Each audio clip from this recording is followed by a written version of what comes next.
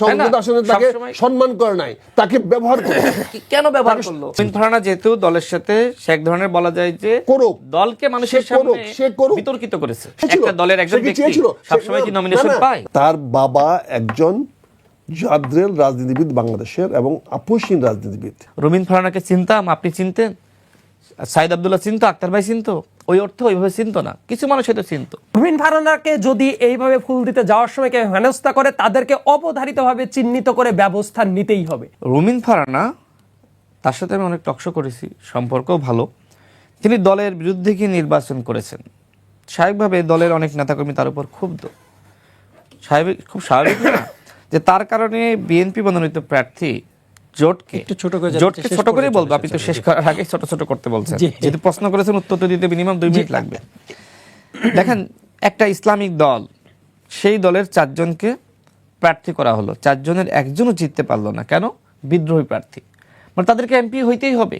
এখন দল নানান কারণে যারা জোটে ছিল তাদের তো আসন ছাড়তে হবে, অন্যথায় বিএনপির সাথে তো আগামীতে কেউ যাবে না। আসনগুলো ছাড়লো। এখন রুমিন ফারহানা ব্যারিস্টার মানুষ, তাকে তো আমরা শ্রদ্ধা করি, তিনি সাবেক সংসদ সদস্য। কিভাবে হয়েছিলেন? বিএনপি তাকে সংরক্ষিত আসনে এমপি বানিয়েছিল। আমরা রুমিন ফারহানাকে কিভাবে চিনি?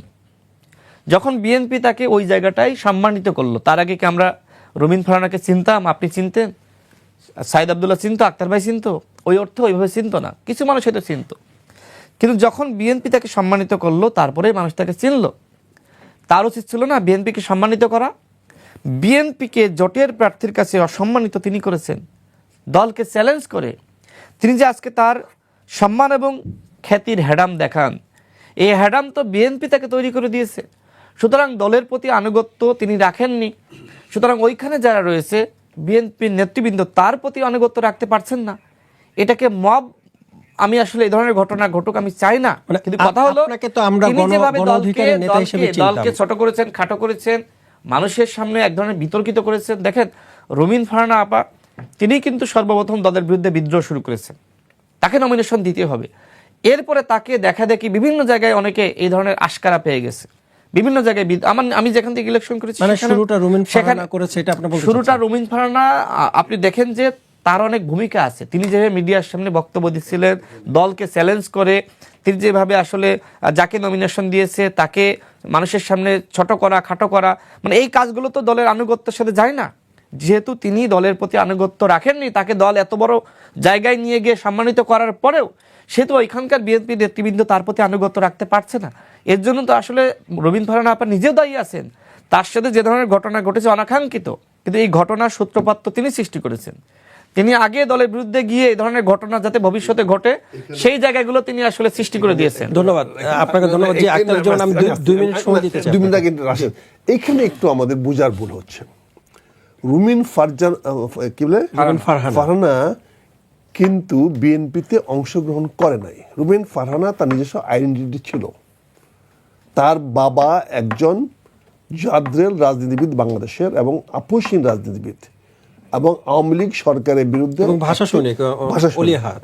সে রহমান ফারহানাকে বিএনপি ব্যবহার করে, তার পরিচয়টাকে বিএনপি ব্যবহার করেছে। পরবর্তীতে বিএনপি তার সঙ্গে বিট্রে করেছে, বিকজ আপনি তাকে বিএনপি নিয়ে আসছেন, তাকে তো ছেড়ে দিতে পারেন না। না, বিএনপি কিভাবে বিট্রে করলো? বিএনপি তাকে সংরক্ষিত নারী আসনে বানানো না, দিয়ে আসলেন কেন? কেন দিলেন? সে কি চেয়েছিল? একটা দলের একজন ব্যক্তি সবসময় কি নমিনেশন পায়? না, সে কি চেয়েছিল? কি চাই? সে তো বিএনপি করতো না।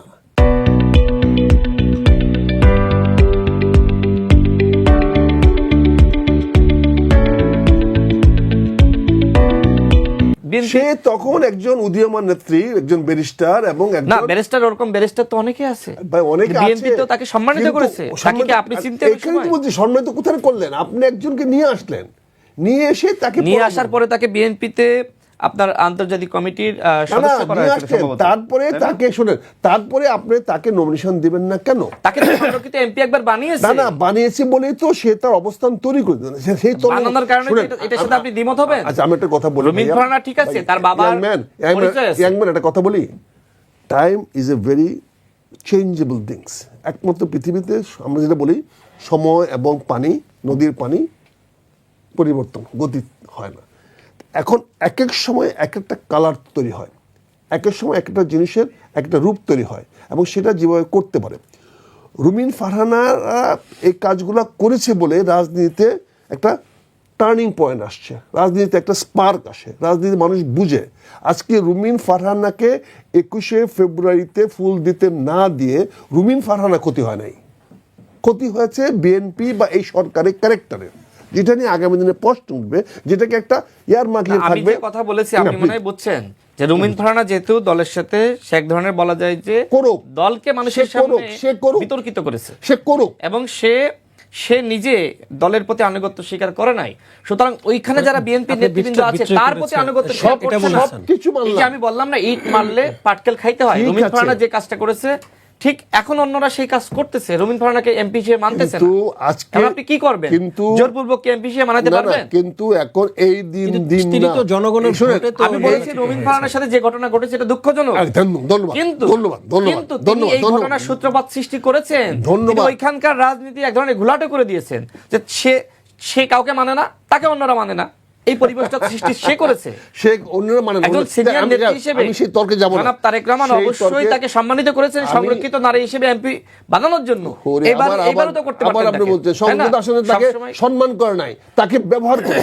কেন ব্যবহার করলো? সে তখন তাকে বিএনপি করতো না, সে বিএনপি করতো না, সে বিএনপি করতো না, তাকে বিএনপিতে যোগদান তো বিএনপিতে করেছে। আনা হয়েছে, হ্যাঁ, আনা হয়েছে যে ঠিক আমি আছে। আমরা এই আনার কাজ পরে করে তো দেব। তাকে সম্মানিত করা হয়েছে।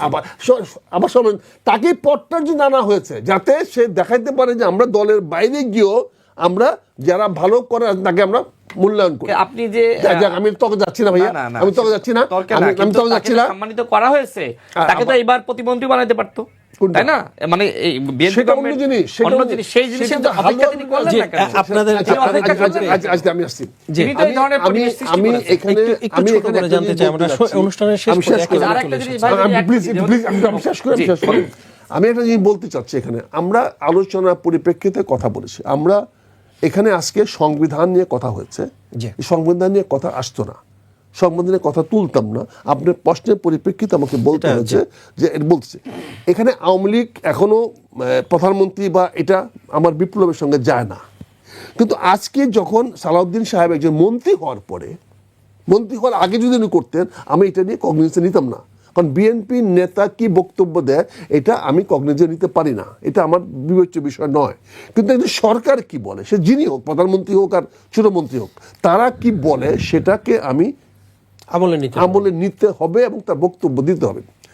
এখানে তিনি বলেছেন আমরা সাংবিধানিকভাবে নির্বাচিত হয়েছি, এই কথাটা বলার দরকার ছিল না, অতএব সাংবিধানিকভাবে শপথ নেব। এখানে বিতর্ক সৃষ্টি হয়েছে, এই বিতর্কিত চ্যালেঞ্জেবল, এবং এই চ্যালেঞ্জটা আমি আপনাকে দিয়েছি। আমি সংবিধান ইন্টারপ্রেট করছি না। সালাউদ্দিন কাদের চৌধুরী, সালাউদ্দিন যে কথাটা বলেছে যে উনি সাংবিধানিকভাবে নির্বাচিত হয়েছেন এবং উনি সাংবিধানিক শপথ নিয়েছেন, এটা বিতর্কিত বক্তব্য, এই বক্তব্যকে আমরা মেনে নিব না, এই বক্তব্যের কথা বলবো। আর তৃতীয়ত আমরা বলছি, শেষ যে কথা বলতে চাচ্ছি সেটা হচ্ছে প্রতিটি জিনিসের ভাব সময়ের সাথে পরিবর্তন হয়, যেটা সাইদুল সাহেব সুন্দরভাবে বলেছেন। এখানে দিন কাল পরিবর্তন হয়, ভাব এবং অর্থ পরিবর্তন হয়, আমরা কিন্তু শেষটাকে গ্রহণ করি। ধন্যবাদ আপনাকে। জি সায়েদ আব্দুল্লাহ, আপনি কিছু বলতে চাচ্ছিলেন? একদম কোনো সামনে পেছনে কথাবার্তা না বলে আমি একটা কথা বলি। ধরেন যে আপনার সাথে আমার রাজনৈতিক মতদর্শের মিল নাই, কিন্তু এই কারণে আপনি কোনো প্রোগ্রাম করতে যাচ্ছেন জন্য আমি হেনস্থা কেউ হবে এই ব্যাপারটা হোক আমি তা আশা করি না, কোনো অবস্থাতেই না। লেটসে আমরা ক্যাম্পাসে যখন ছিলাম 2019 সাল থেকে প্রচণ্ড পরিমাণ নুরুল হক নূরের পর যে পরিমাণ আক্রমণের শিকার হয়েছেন, রাশেদ ভাই নিজে অনেক আক্রমণের শিকার হয়েছেন। তারাও যখন বিভিন্ন জায়গায় কথা বলতে গেছে, বহু মানুষ এই ওরা কেন কথা বলবে, অমক করবে তমক করবে।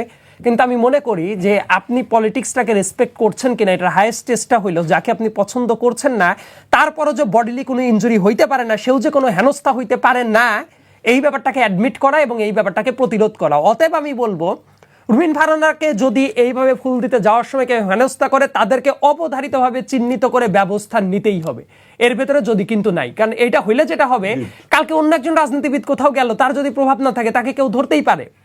কি হয়েছে না হয়েছে এগুলো পরের আলাপ, কিন্তু এই ব্যাপারগুলো অ্যাড্রেস করা দরকার, কারণ আমরা একটা সভ্য দেশ চাই। আলটিমেটলি যদি এই কাজই হইতে থাকে, দেখা যায় রাশেদ ভাই কোথাও যাবে তাকে কেউ আক্রমণ করবে, বা আপনার একটা মত টোটালি অন্য মতের মানুষ, কিন্তু আপনাকে তো মানুষ একসেপ্ট করে ভোটটা দিয়েছে। অনেক ধরনের রাজনৈতিক সমীকরণ আছে, রাশেদ ভাই সেটা ব্যাখ্যা করেছেন যে ভেতরে অনেক কথাবার্তা আছে, কিন্তু তারপরেও যে এটা হইতে পারে না এই ব্যাপারটা নিশ্চিত করা উচিত যে কারো পরে এইভাবে যাবে, হেনস্থা করবে, অমুক তমুক, এই ধরনের মগের মুল্লুক বাংলাদেশে আর কখনোই